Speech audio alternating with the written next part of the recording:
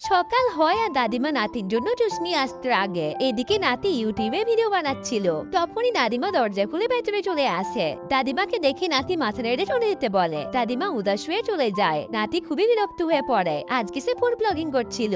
তখনই আবারও দাদিমা তার রুমে চলে আসে। দাদিমাকে দেখে সে ভীষণ রেগে যায় আর চিল্লাতে লাগে। তাই দাদিমা চলে যায়। রাতে সে গেম খেলছিল। এরপর পরের দিন সে আবারও ভিডিও বানাতে লাগে। এইবার দাদিমা এসে আর বিরক্ত করে না। তার ভিডিওতে অনেক লাইক আসে, সবাই থেকে অনেক ভালোবাসা দেয়, কিন্তু তবুও সে যেন কারোর ভালোবাসা মিস করছিল। আসলে ভিডিও বানানোর সময় সে তার দাদিমাকে খুবই মিস করছিল। দাদিমা এখন আর আসে না। সে তার পুরোনো ভিডিওগুলো চালিয়ে দেখতে লাগে, যেগুলোতে দাদিমা চলে আসতো। নাতির চোখে জল চলে আসে। সে কাঁদতে লাগে। তখনই দরজা খুলে আর দাদিমার আসার আওয়াজে নাতি খুশি হয়ে উঠে আসে আর দাদিমাকে দেখে দৌড়ে গিয়ে জড়িয়ে ধরে। দাদিমাও তাকে জড়িয়ে ধরে আদর করছিল।